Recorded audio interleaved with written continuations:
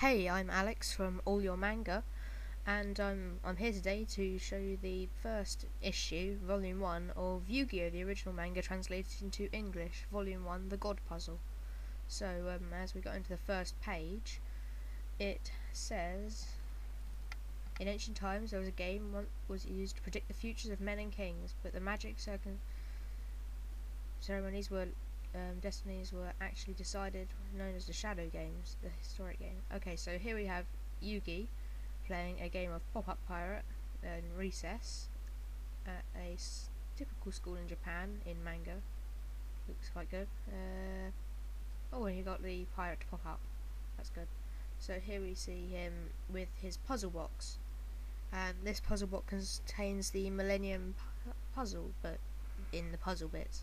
And down at the bottom we have Hondaku, which is Tristan and Junichi. So Junichi's taken the box from Yugi, and Hondaku and Junichi are now playing Piggy in the middle with it. And Yugi can't get it, and he's like, yeah. He's like, I'll teach you how to act like a man.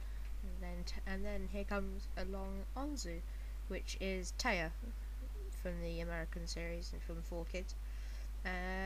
And she takes it off of both of them, and says it's give this dumb thing back to Yugi. So now she's given it back to Yugi, and she wonders what's inside it. And Yugi's like fantasizing what role he's fantasizing why going up her skirt, which is kind of odd. But still, he's a Japanese teenager. Okay, so they've now opened the box with the puzzle pieces in, and Yugi's like, brilliant, it's a puzzle. And then Onzu is like, wow, it's so pretty. And then they spend a while trying to put some bits together.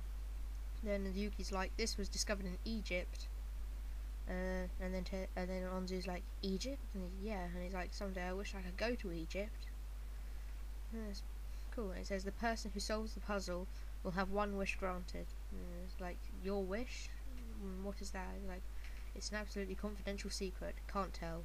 And then Onzu's probably a little bit annoyed about that. Then at the bottom you see Junichi and Honda run into a large bully. And he's very, very tall. I wouldn't like to meet him in a dark alleyway. So then they're talking, and then he's threatening Junichi and Honda, and they're quite nervous. You can see the bottom of Honda's sweating. And he's like, someday I'll fight you. And then like, gah. And Honda's taken him and like stopping him, and then we find out that Junichi's actually taken a piece of the puzzle, the main Millennium Eye bit, which goes in right in the middle, and has thrown it into the pool out of the window. That's not very nice, really. So then that Yugi finds the large bully and turns around and is like, what's happened here? Gotta hurry home, finish the puzzle. And he's like, I'm used to from the Morals Committee. I like to ask you some questions. Have you been picked on by anyone in your class? No, I wasn't. And he's like talking about why he hasn't. Okay, so then they get back. This is the game shop and Yugi's obviously walked home with Onzu, and he's got some weird open mouth. Then there's the grandpa, Moto, if you know him from the American series. Yeah, it's good. And then you see him in quite, I'm going to call him Grandpa, and you're going to see him in quite a menacing look in the middle of the page. And then you move down, history, blah blah blah, and then you see a hand behind lots of Egyptian writing, hieroglyphics.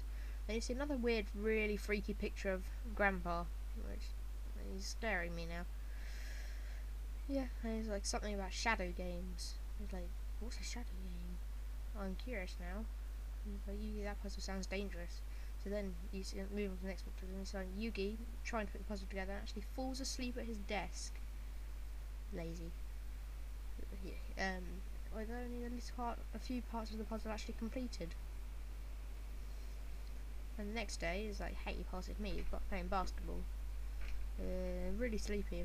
Yugi's apparently really sleepy. Stayed up late working on the puzzle. And then the big bully comes in and is like, Yugi, and he's like, would you guys come with me for a minute? And he's like, what? And he's like, check it out, Yugi. And the large bully has beaten up Honda and Junichi, and they're in pain, a lot of pain. And then Yugi's watching him really shocked. He's like, Jonichi-kan, Honda-kan, what did you do? Why did you do this? Yugi-kan, I told you. Consider me your bodyguard. It's my duty to punish these dorks. They're just bullies. Like, so are you, tall, freaky person.